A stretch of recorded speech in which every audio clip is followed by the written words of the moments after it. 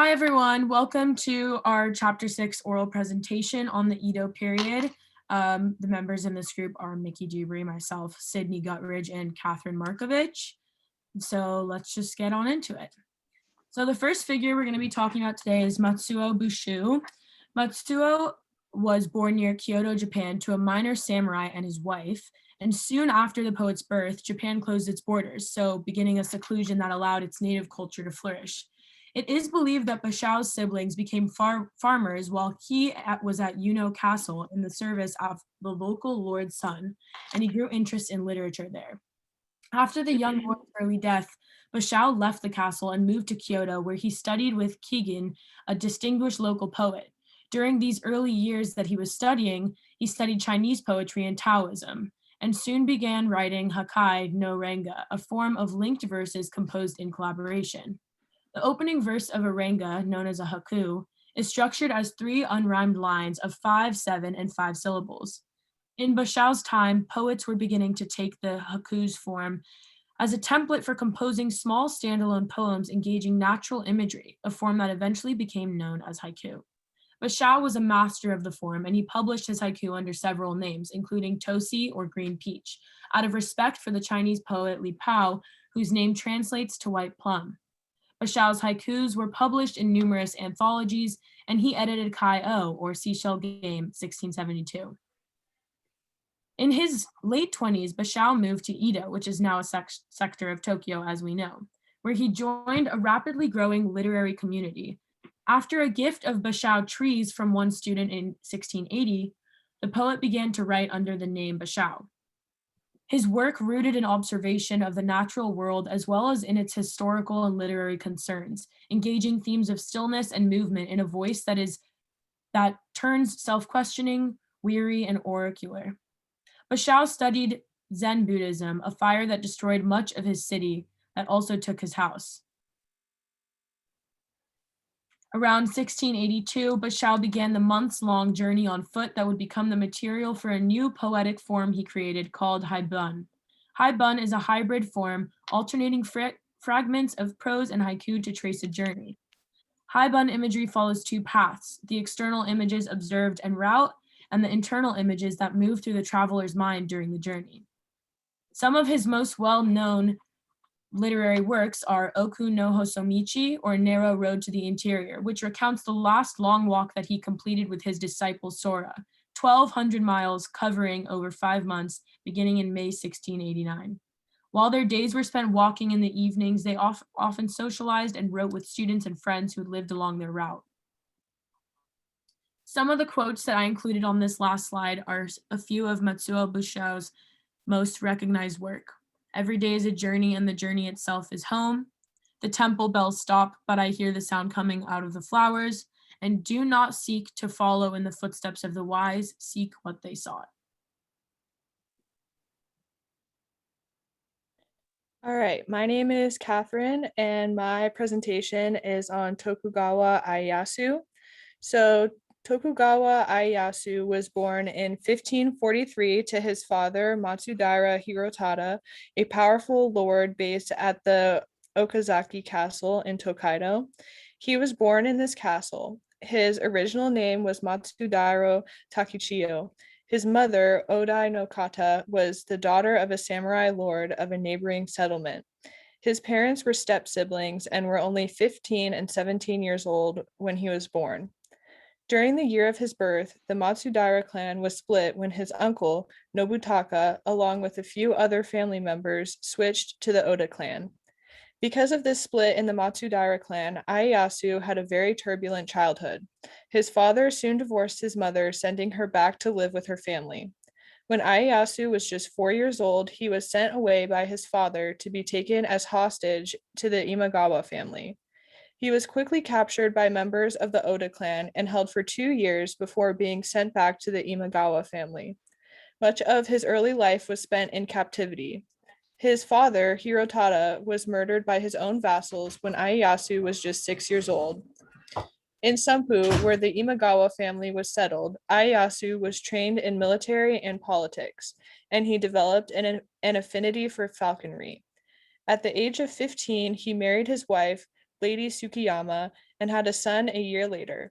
He gained experience in the military by leading forces under the clan leader Imagawa Yoshimoto.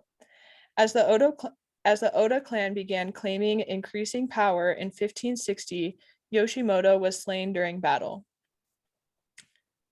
After the death of Yoshimoto, Ieyasu returned back to the Okazaki castle where he was born. He then decided to form an alliance with Oda Nobunaga. At the time, Ieyasu's child and wife were being held as hostages by Yoshimoto's heir, Imagawa Ujizane, so the deal needed to be kept secret. Ieyasu was eventually able to recover his wife and child, formally breaking ties with the Imagawa. He then turned his attention to other aspects of civil life. He suppressed rebellious Buddhist sects within the Matsudaira, rebuilt his army, appointed civil administrators, enforced the law, the judicial system, and taxation. As the Imagawa clan fractured in the late 1560s, he expanded his domain eastward.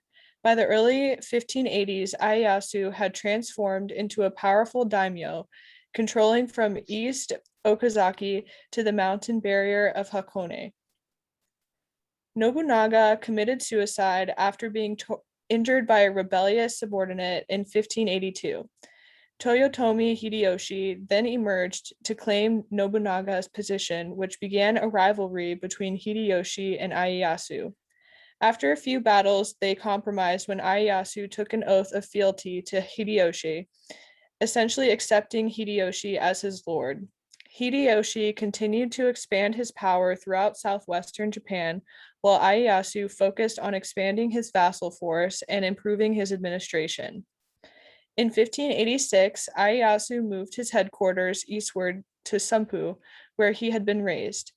In 1589, Hideyoshi and Ieyasu dominated the Hojo forces, who controlled territory east of Hakone. Ieyasu then agreed to surrender his western domain to Hideyoshi in exchange for the newly conquered lands in the east. Throughout the 1590s, instead of following Hideyoshi's military pursuits in Korea, Ieyasu decided to strengthen the power he had of his own territory. He instituted land and property surveys in order to better enforce his tax system, and he confiscated all weapons from his citizens to decrease the chances of a revolt. He also created a water supply for the town's population. Hideyoshi then died in 1598, leaving Ieyasu with the strongest army and best organized domain in all of Japan. Ieyasu then staged a takeover of Osaka Castle, the residence of Hideyoshi's son, Hideyori. Tensions culminated in the final battle of Sekigahara, where Ieyasu's army proved victorious. He was appointed shogun by the imperial court in 1603. He retired only 2 years later, appointing his son Hidetada as the new shogun. Ieyasu moved back to Sumpu and continued to be involved in foreign affairs, particularly in trade with the Portuguese, Dutch, English, and Spanish. He took steps to control missionary influence, beginning a tradition of stamping out Christianity. In 1614, he destroyed the last of his enemies at Osaka Castle, disintegrating any threat that may be lingering. By the time he died in 1616, he had built the largest castle in the world. He managed to turn Edo into a successful port town with lots of trade and opportunity.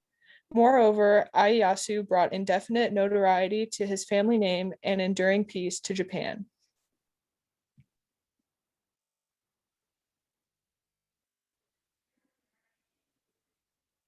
Right. Hello, my name is Sydney, and I have chosen the historical figure of Nichiren. So Nichiren was a Japanese Buddhist monk born February 16th, 1222 in Kumamoto, Japan. He described himself as a son born of the lowly people living on a rocky strand of the out-of-the-way sea. He died November 14th, 1282 in Ikegami, Japan. Now, Nichiren contributed significantly to the adaptation of Buddhism to the Japanese mentality. Nichiren remains one of the most influential yet controversial figures in Japanese Buddhist history. He joined the Buddhist monastery of the Kiyosumi-dera at the age of 12. He spent 4 years of novitiate in order to receive his Buddhist orders and become fully ordained. After receiving his orders, he spent a long 20 years in an intensive study of all 10 schools of Buddhism. He also studied Chinese classics and secular literature. Now, a little background. He came to the final conclusion in his 20 years of studying that true Buddhism was to be found in the Lotus Sutra doctrine. He believed all other doctrines were temporary and only steps to lead towards the full and final doctrine inside the Lotus Sutra. Nichiren's doctrine ultimately said that all other forms should be banished because they were false and misleading. He shared his findings and faith to his old master and fellow monks, and they rejected the doctrine and grew extremely angry. Soon after, he was expelled from his own monastery. He began to preach his doctrine to the busiest places of the city, desperate to gain acceptance. Nichiren insisted that if his doctrine was not accepted as true Buddhism and all other sects were not banished, then Japan would be visited with more calamities. Other Buddhist sects were enraged that Nichiren had the audacity to say their sects should be banished altogether. This led Nichiren to being arrested and condemned to death. At the very last minute, Nichiren was exiled to the Sea of Japan. Towards the end of his life, he moved to Mount Menubo with a small number of disciples.